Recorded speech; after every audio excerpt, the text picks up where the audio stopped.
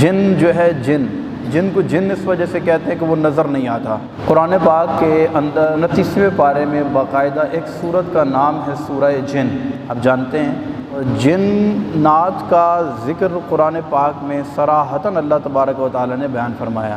بلکہ نبی پاک صلی اللہ علیہ وسلم طائف کے قریب ایک وادی ہے، وادی نخلہ،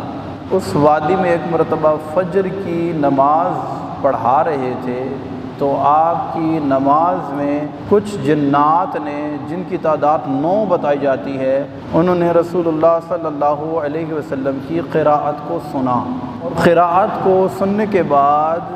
قرآن پاک کے الفاظ نے ان کے قلوب پر اتنا گہرا اثر کیا کہ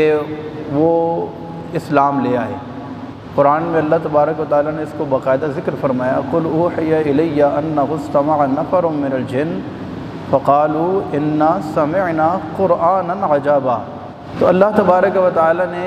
ارشاد فرمایا کہ اے حبیب صلی اللہ علیہ وسلم، آپ اپنے صحابہ کو بتا دیں کہ ان جنات نے آپ کی تلاوت کو سن کر یہ کہا کہ قرآنًا عجبا، ایک دل لبھانے والی آواز اور دلوں کی دنیا کو زیر و زبر کرنے والی آواز ہم نے سنی،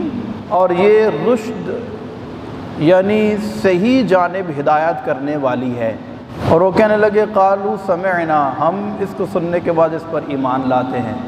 اس حقیقت کو ظاہر کرنے کا ایک مقصد مفسرین یہ بیان فرماتے ہیں کہ کیونکہ مشرکین مکہ جو تھے،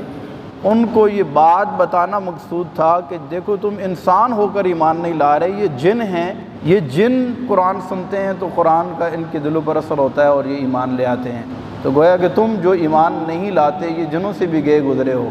تو قرآن پاک کی اس آیت پاک سے اور اسی طرح سورہ احقاف کے اندر اس واقعے کو تفصیل کے ساتھ اللہ تبارک و تعالی نے بیان فرمایا، اس کا ذکر، یہ جو جنات تھے